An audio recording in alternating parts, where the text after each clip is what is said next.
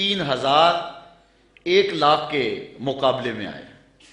شام میں یہ جنگ گمسان کی لڑی جا رہی ہے، جنگ وہاں ہو رہی ہے اور حضور ہیں مدینے میں، اور آقا کریم یہاں بیٹھ کے جنگ کے واقعات سنا رہے ہیں، جنگ کے واقعات سنا رہے ہیں۔ تو حضور نے ارشاد فرمایا کہ اخذ رایۃ زید فاصیب، فرمایا جھنڈا اب حضرت زید نے پکڑ لیا، جھنڈا لشکر اسلام کا حضرت زید نے پکڑا ہے۔ پھر فرمایا کہ وہ شہید کر دیے گئے۔ ثم اخذ ابن رواحہ فاصیب، پھر فرمایا عبداللہ ابن رواحہ نے پکڑا جھنڈا، پھر فرمایا وہ بھی شہید کر دیے گئے۔ وَعَيْنَاهُ تَذْرِفَانِ، حضور یہ بیان کرتے جا رہے تھے اور آنکھوں سے آنسو ٹپک رہے تھے۔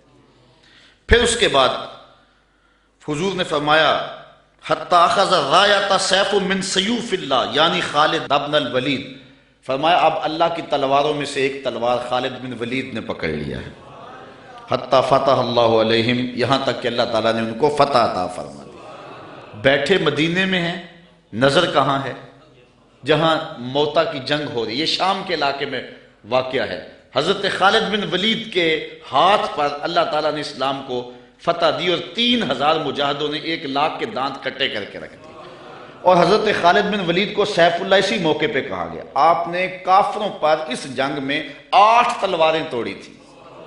تلوار توڑنا عرب میں بہادری کی علامت تھی، جو تلوار توڑتا اتنے لوگوں کو مارتا کہ اس کی تلوار ٹوٹ جاتی۔ اس جنگ میں 8 تلواریں توڑی حضرت خالد بن ولید۔ ساری زندگی حضرت خالد بن ولید کی آرزو رہی کہ میں بھی شہید ہو جاؤں راہ خدا میں، لیکن یہ ان کی آرزو پوری نہ ہو سکی، اس لیے کہ وہ اللہ کی تلوار تھے، اور اللہ کی تلوار کو کون توڑتا؟ اس لیے حضرت خالد بن ولید رضی اللہ تعالیٰ عنہ ساری زندگی جو ہے وہ کسی جنگ کے اندر بھی نامراد نہیں ہوئے اور ناکام نہیں ہوئے۔ ایک موقع پر جبلہ بن احم کے مقابلے میں حضرت خالد بن ولید تھے، اس معاملے میں مسلمانوں کی پسپائی ہوئی۔ حضرت خالد بن ولید کو حضرت رافع بن عمر تائی نے کہا کہ اب ہماری قضا آ گئی۔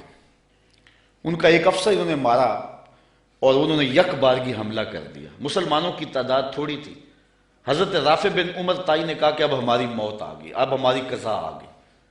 حضرت خالد بن ولید نے کہا کہ واقعی مجھے بھی یوں ہی لگتا ہے، چونکہ میں کسی جنگ میں ناکام نہیں ہوا اور پسپا نہیں ہوا، لیکن آج ہم پسپا ہو رہے ہیں، اس کی ایک وجہ ہے کہ حضور علیہ السلام کے مبارک بال میرے پاس تھے اور میں ٹوپی میں سیے ہوئے تھے اور ہر جنگ میں میرے ساتھ ہوتے تھے۔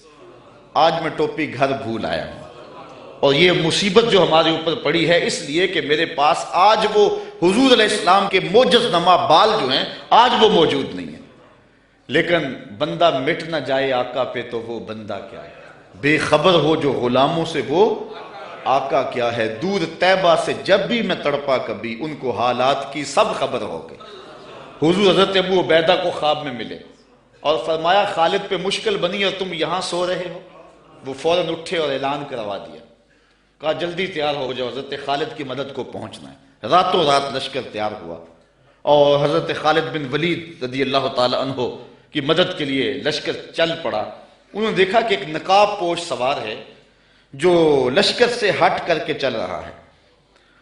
امیر لشکر نے کہا کہ ذرا اس شخص کو دیکھو یہ کون ہے، کوئی جاسوس نہ ہو۔ جب مجاہد اس کے پاس گئے اس نے کہا کہ پیچھے ہٹ جاؤ، میں کوئی غیر نہیں ہوں، میں حضرت خالد بن ولید کی بیوی ہوں۔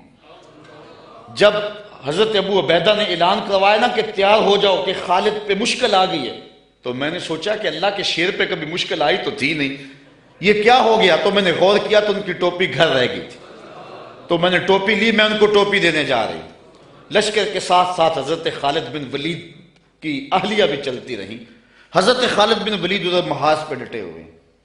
اچانک حضرت خالد بن ولید کیا دیکھتے ہیں کہ ایک جانب سے اللہ اکبر کی آواز آئی اور 5-6 مجاہد ہیں جو دشمن کے لشکر کو پیچھے دھکیل رہے ہیں، اور اس میں ایک نقاب پوش مجاہد بھی ہے۔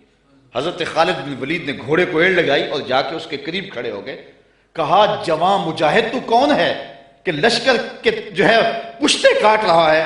اس نے تھوڑا سا نقاب سرکا کے کہا انا زوجتو کا ام تمیم، میں تمہاری بیوی ام تمیم ہوں، اور تم حضور کے بالوں والی ٹوپی بھول آئے تھے، میں وہ تمہیں دینے آئی ہوں۔ تو انہوں نے وہ ٹوپی ان کو پیش کی تو اللہ نے اسی دن حضرت خالد بن ولید کو فتح عطا فرما. یہ حضور علیہ الصلوۃ والسلام کے منہ مبارک کا موقع.